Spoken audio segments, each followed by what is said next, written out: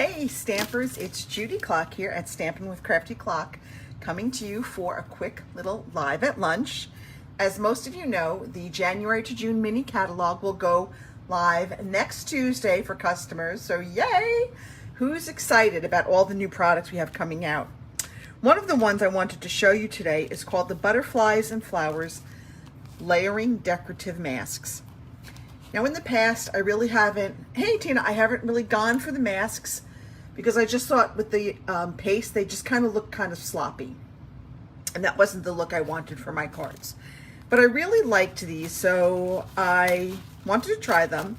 And I decided that I could use them with ink as opposed to paste.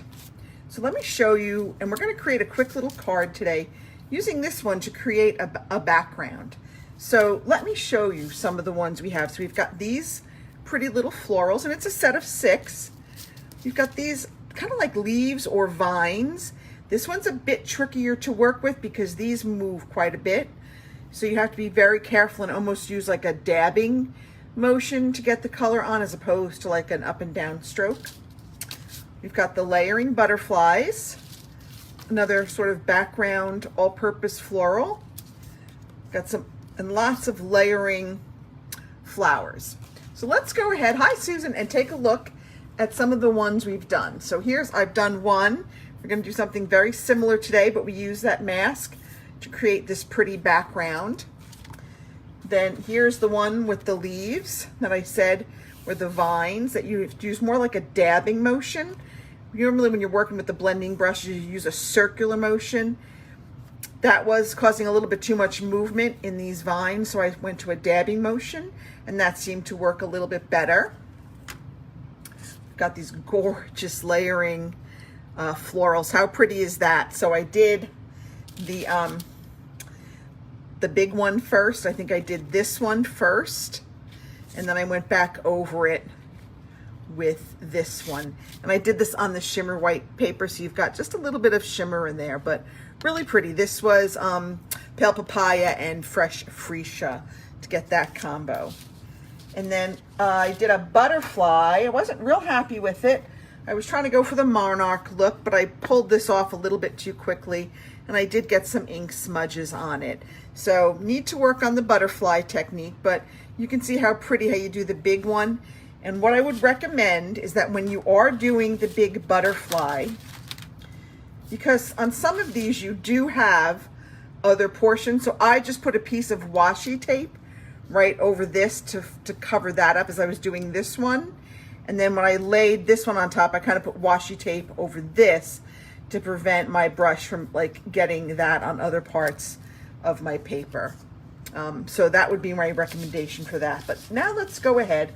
Let's make this card really quickly. You'll see it's very similar to the one I showed you, but I used a different mask. Hey, Patricia. So let's go ahead and take a look. Now, I found that for me, the Stamparatus worked the best to do this. So I just have a piece of our basic white. It's 4 1/4 by 5, and I'm sorry, it's 4 by 5 1/4.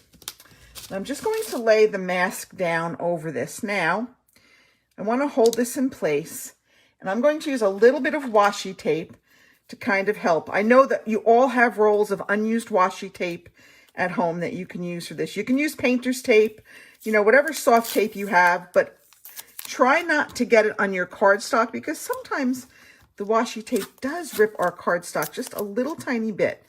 So if you'll notice, I'm kind of putting it on the edge, and I'm trying very carefully not to catch the white cardstock.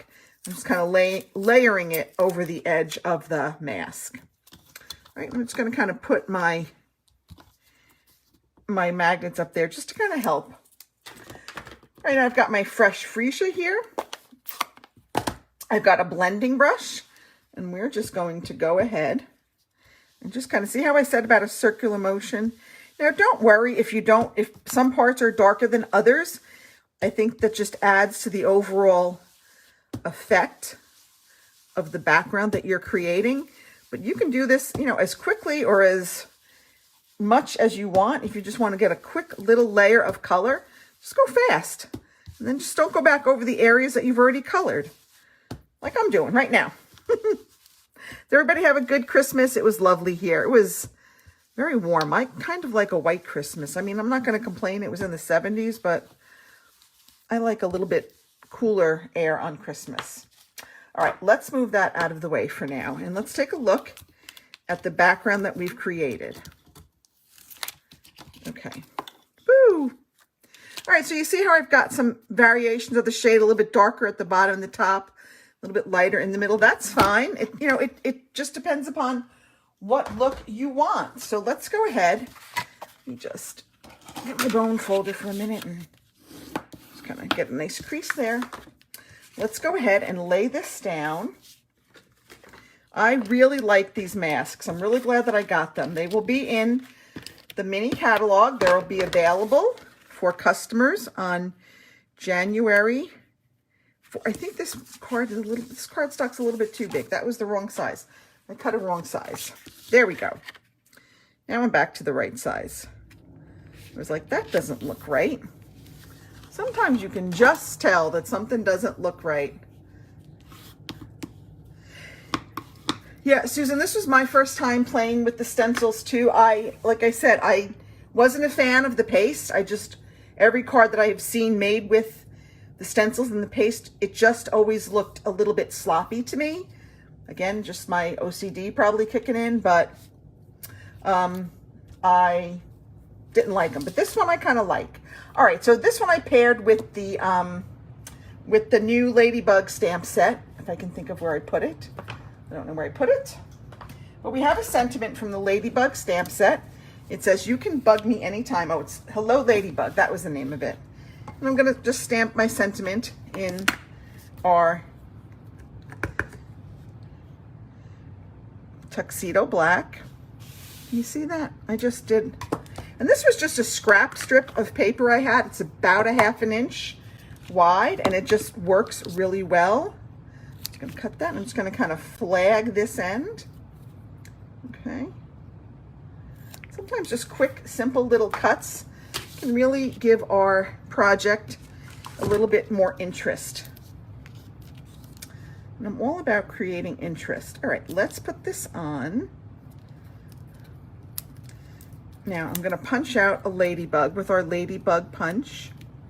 I got a piece here of a scrap of basic black. And if I can find where I put my punch, I will punch it out. So keep your scraps because you never know when you might need them. And then because we had the purple, I didn't want to go with a really harsh red. So I had a scrap, again, of Blushing Bride. And I'm just going to cut out those wings. Now we have stamps. You can also stamp the wings if you want. You can stamp them, but I have the wings. I'm going to cut them out of here. And then we have the dots that go on the wings. And again, we're just going to stamp these in our tuxedo black. Okay. How cute is the ladybug? I'm going to be featuring the ladybug for my February class. I'm doing the Sweet Conversations for January to get ready for Valentine's Day. And then for February, we're going to use our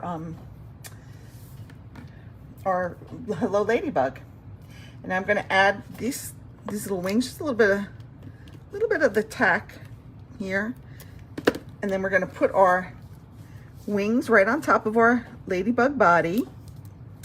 I'm going to add that with some dimensionals. Let's get some of this stuff out of the way that we don't need. Clean up our area just a little bit. Okay. And then I went ahead and I added some of our new butterfly, brass butterflies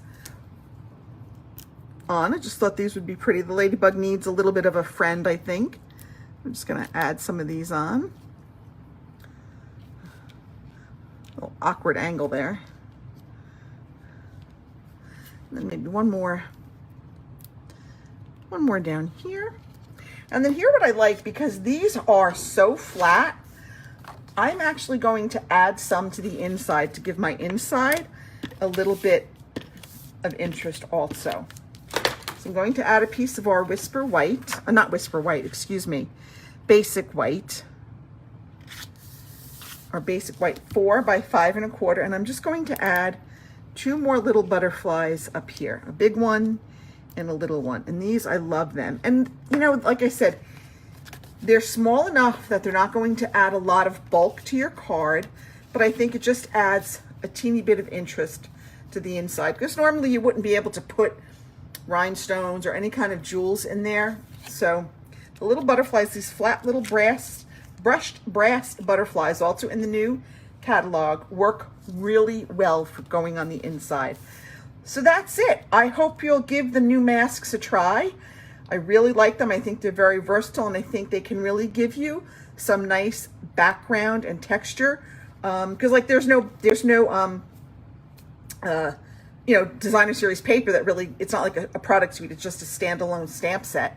So I think this was a nice way to kind of add interest for those stamp sets where you don't necessarily have a matching designer series paper. All right, that's it for this edition of Live at Lunch. I'll see you all, well, I'll be here in my VIP group on Thursday at 7:30, so maybe I'll see you then.